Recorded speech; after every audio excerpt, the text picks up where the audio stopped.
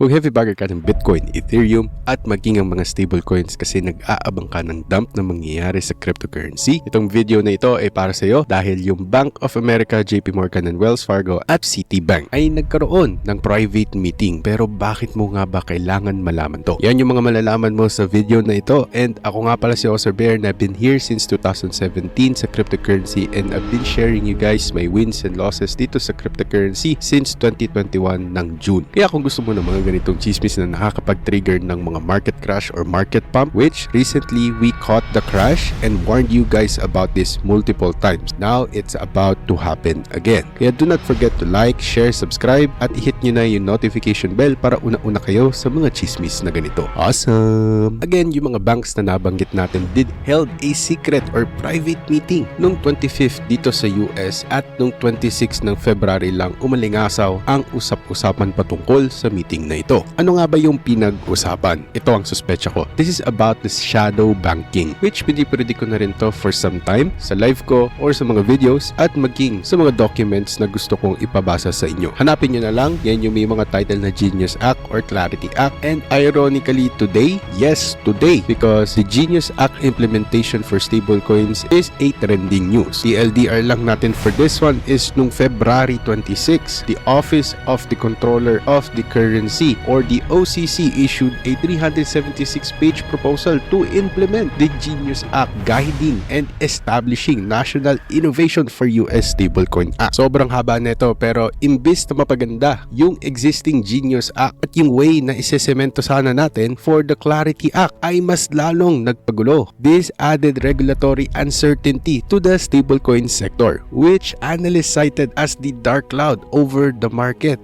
Nangyayari na yung pinipredict ko for the longest time, and we are heading to a biggest challenge right here. At yung dahilan kung bakit maliban sa dark cloud, itong private meeting na ito is a very obvious propaganda or agenda upang makapagtatag ng shadow banking network sa cryptocurrency. And for some reason, nobody wants to talk about it, and that is crazy. Dito sa Philippines, wala ni isa akong nakita na nagto-talk about this, and this is very alarming. TLDR ng mahabang chismisan namin dito sa Paid Alpha group namin, in-state ko lamang doon na may nangyayaring pattern, and most people don't have the power to discern or kahit the power to read between the lines. What I found is they are repeating the history na nangyayari noong 2008.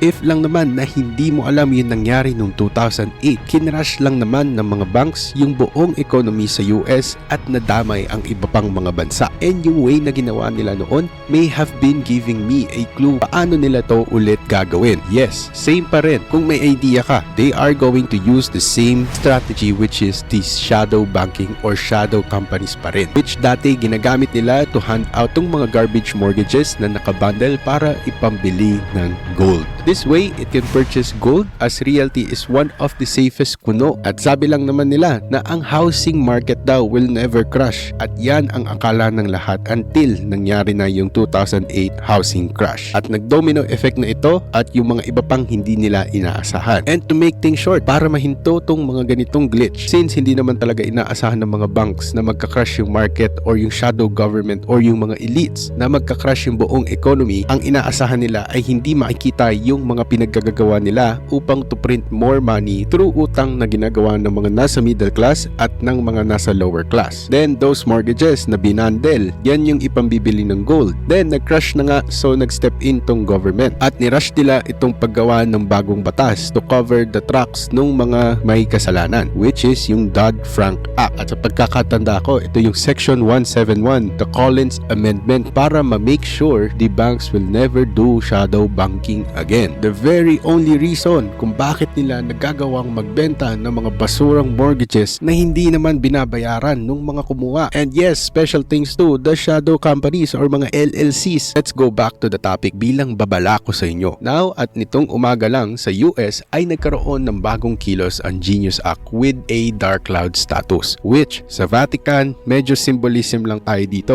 Ito yung tinatawag natin na fumata nera, or it means they fail to do what they need to do on that session. So, yun yung conspiracy ko since they are talking through numbers and codes. At itong bagong implementation sa loob ng Genius Act na pinapasa, maging yung mismong Genius Act na pinasa noong 2025 will allow the banks to create the stablecoins illegally. Katulad nung nangyari noong 2008. A stablecoin is basically a crypto version of a dollar. Kaya nagtataka ako bakit hindi natuloy yung USDT capitulation na nagdedepeg na sana pero biglang may nagligtas dito.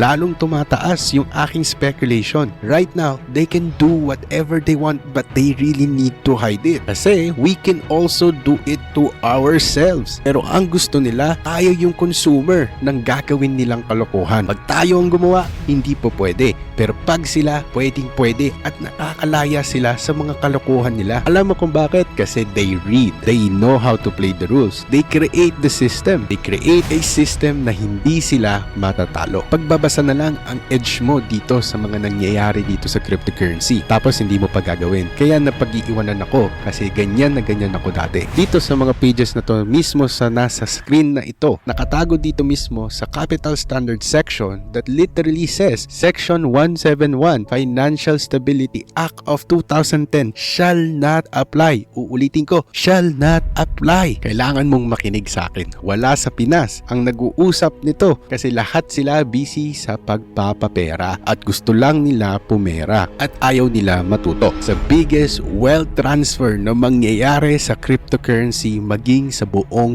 the new financial system. Again, the one law na sana mag-iiwas sa atin sa isa na namang potensyal at malagim na event sa cryptocurrency maging sa lumang financial system ay pinapayagan ng mangyari sa Genius Act. This means the banks can now create stablecoins out of thin air through subsidiaries with zero capital requirements that existed after the crash. Isipin mo yon, that is super crazy. And what's more crazy part is marami ng mga nagre-reklamo about this pero walang news ni isa. Hundreds of community bank leaders sent an emergency letter to the Senate saying cryptocurrencies, crypto companies, crypto LLCs are already exploiting a loophole in the Genius Act. Pero tong mga Senate na to nagkikibit balikat kasi tingin ko lang, no? This is the new lobbying. Lahat yan ay nakakubli o nakatago sa sayan ng mga rules na ginagawang mouthpiece, maging itong affiliate shell companies at iba pa. At hindi na bago to kasi pinag-usapan na natin to dati pa. Ngayon pa lang nangyayari nitong 27th of February. Abang na abang talaga ako dito. At ngayon nyo sabihin sa akin na hindi totoo tong super cycle na babagsak muna tayo at magkakaroon tayo ng mega bull run na hindi nyo inaasahan. Meron tayong live, meron tayong full market report document, meron din tayong video. Itong video na ito pero hindi nyo pa rin ako papakinggan. Ito pa, malupit na evidence. Bank of America CEO went on a national TV and said, quote and unquote, "We will go into that business." Wow! Pinawarningan na nila tayo publicly at hindi pa rin natin to pinapansin. Satanas na satanas, di ba? Wawarningan ka, sasabihin sa'yo na ito yung implication para hindi sa kanila ang sisi, kundi sa'yo kasi free will mo. Oh, ito pa. JP Morgan already launched a deposit token on Base and held a meeting with Wells Fargo City and PNC to build a Zelle-style stablecoin network. Di ba maalala ko lang, 2022 at 2023, surang-sura tong si JP Morgan patungkol sa cryptocurrency. Anong nangyari na hindi ko alam, na hindi natin alam? At mga kaoso, prediction lang to. Ngayon, totoo na. This is not a theory anymore. This is the law and actual business moves are already happening right now. Yesterday, nangyari na siya and the people are worried about the short-term price action of their cryptocurrency wherein they're not looking at the largest wealth transfer in American history and sa buong mundo kasi nakaluhod ang buong mundo sa Amerika for the meantime at the moment. The history is being written on the blockchain right now. This is the biggest, the greatest bridging na nangyayari ngayon from centralized finance to the decentralized finance. Indeed, babagsak nga tayo pero mega bull run is going to happen and you can only make money kung malalaman mo ang mga chismis na ito bago pa magsipasukan ang mga daga na magpapampalalo ng market at sana nandoon ka bago mangyari yun. And this will lead to the mega bubble or the multi-year bear market na sinasabi natin dito sa loob ng cryptocurrency universe. It is going to happen no matter what. The question is when. It is not the question of how, the question is when. Balikan nyo yung crash ng 2008. There will be no mega crash kung hindi nag-mega bubble. Pero malay nyo, obsessed lang talaga ako na magkaroon ng mega crash or mega bubble ngayon. The next prediction natin na mangyayari ulit sa tingin ko is rampant creation ng altcoins na may malaking capital agad at liquidity injection na mangyayari at pwedeng i-pull out anytime pag huminto na yung ating bull run. At sa pamamagitan nito ay maidadry nila yung buong cryptocurrency para i-transfer doon sa mas controlled nilang mga altcoins or baka bagong system. Pero paano nila gagawin ito at anong mga alts kung sakaling sa cryptocurrency pa rin yung system at paano nila isasagawa tong mga scams na ito? Yan ang pag-uusapan natin next time. Kaya comment down below altcoin scams if gusto mo ng document bago ko pa ilabas yung video. Chismis lang ang lahat ng yon. Kailangan nyo pa rin aralin, planuhin